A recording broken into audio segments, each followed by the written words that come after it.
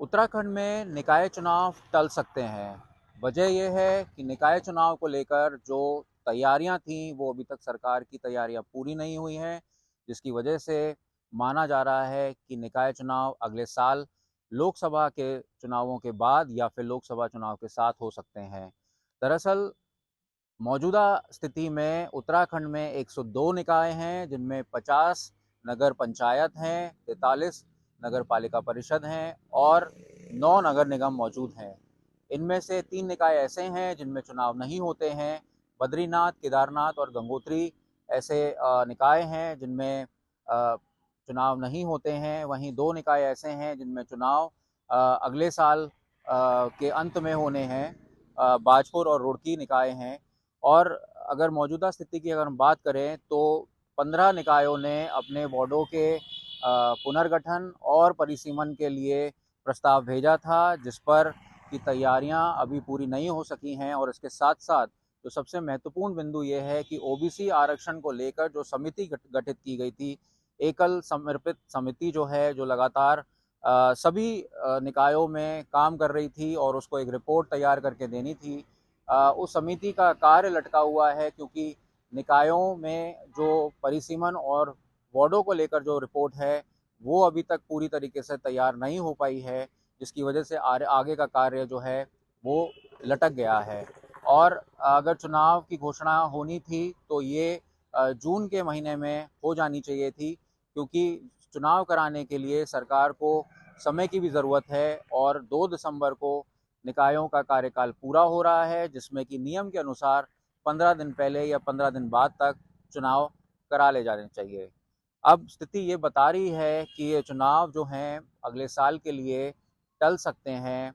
और 2018 में जब निकाय चुनाव हुए थे तो उन दिनों 84 निकाय थे, जिनमें से 40 से ज़्यादा सीटों पर भाजपा ने जीत दर्ज की थी और 25 सीटों पर कांग्रेस ने जीत दर्ज की थी। और जो बाकी बचे क्षेत्र हैं उनमें निर्दलियों ने जीत दर्ज की थी। 7 नगर निगम मौजूदा स्थिति में थे और उनमें से 5 में भाजपा ने जीत दर्ज की थी और कोटद्वार और हल्द्वानी में कांग्रेस ने जीत दर्ज की थी। तो देखा जाए तो कांग्रेस कहीं ना कहीं टक्कर देती है और 2022 के चुनावों में आम आदमी पार्टी भी मैदान में कूद गई थी।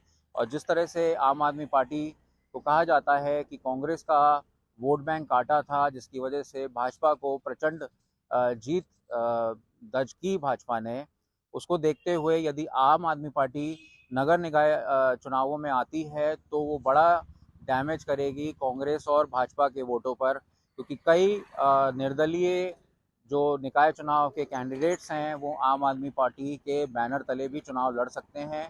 और आम आदमी पार्टी पूरा जोर लगा रही है कि इस बार के चुनावों में उसको काफ़ी सीटें मिले, काफ़ी वार्डों में अपनी जीत दर्ज करे और नगर निगम चुनाव के माध्यम से उत्तराखंड में अपनी जो भूमिका है, अपनी मौजूदगी जो है, उसको दर्ज कर सके।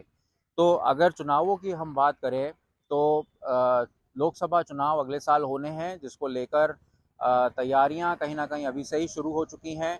इसके साथ साथ दूसरे राज्यों में, राजस्थान और मध्य प्रदेश में भी साल के अंत में चुनाव होने हैं और उसके बाद भाजपा की और कांग्रेस की स्थिति स्पष्ट हो जाएगी कि आखिर वोट बैंक किस तरफ रुझान कर रहा है। और देखा गया है कि पिछले कुछ समय में महिला वोट बैंक शेयर जो है वो भाजपा की तरफ, जैसा कि भाजपा दावा भी करती है, भाजपा की तरफ बढ़ा है।